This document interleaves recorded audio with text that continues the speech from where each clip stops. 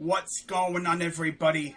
Crazy Dog back with another video, and we are officially 1 week away from the start of Browns training camp, and that means it's time for me to do my Browns training camp position preview videos. Now, for those of you who are new to the channel and you have no idea what these videos are, let me give you a quick breakdown of how these videos work. So, for the next 7 days, I will be previewing one Browns position group heading into training camp. Now, there are a couple of occasions, including today, where I'll be previewing two position groups. Although I guess you could classify, offensive and defensive line as the same position group. It's just they're on different sides of the ball. Or for those people who have an IQ of fish, pretty much today I am previewing the trenches for the Cleveland Browns. So, with that being said, I'm not going to waste any more time. Let's get right into it. Now, I decided to do things a little bit differently this year. I decided to group the players into 3 categories: safe, bubble, and better ball out. I think they speak for themselves. So, with that being said, let's dive into the offensive line. Now, in the safe category, as you can see, I have Wills, Bitonio, Treader, Teller, Conklin. Essentially, the starting offensive line. I think they're all safe. It's pretty obvious.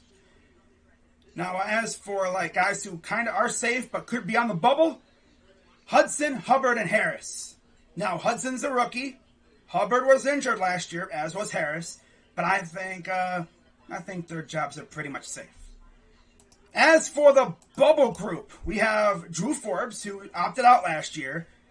You have Michael Dunn, who came up clutch in that playoff game when Bitonio missed it due to the virus. And then you have Blake Hance, a.k.a. a guy named Blake. I believe he was the guy that Baker literally met 5 minutes before the game. So, there's that. I think they could make the roster, but they best not mess up. Because the guys in the better ball out category are going to be trying to take their jobs. They're going to be trying to jump up there and, pretty much finesse a roster spot away from these guys. Now, the guys in the better ball out category, you have Patterson, you have Taylor, you have Iwagwu, Gossett, and Sinet. These guys are pretty much not going to make the roster in my eyes. Practice squad, most likely. I mean, they better absolutely go crazy in training camp because I just don't see them making the roster. It is what it is. Now you flip over to the defensive line and things get crazy. So in the safe category, you have Myles Garrett, Malik Jackson, Curtis Weaver, who is coming off an injury, Andrew Billings, Jadeveon Clowney, Takk McKinley, you have Elliott, and then the rookie, Tommy Togiai. I think they're all pretty much safe. In fact, this could be you're essentially your starting lineup, the main roster guys right here. I mean, I think all these guys right here could make the main roster. But then you go to the Bubble Boys, and you have Joe Jackson, Marvin Wilson, Porter Gustin, and Sheldon Day. Now again, these guys could make the roster, but like I said for the offensive linemen, they best not mess up. They cannot afford a day where they just suck. Then you go to the better ball out category, and you got Malik McDowell, who, yes, he was drafted a few years ago, but he has yet to play a snap in the NFL because of off-the-field issues. You have Damian Square, who is a veteran, but honestly, I don't see him making it. And then you have Romeo McKnight and Cameron Malveaux. Yeah, they're probably practice squad or not going to make the team. It's just the way it is.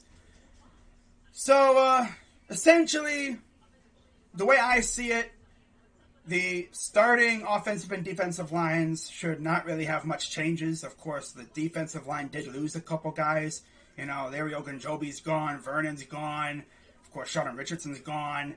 So we'd essentially replace them with the likes of course, Malik Jackson, Billings, and maybe Togiai.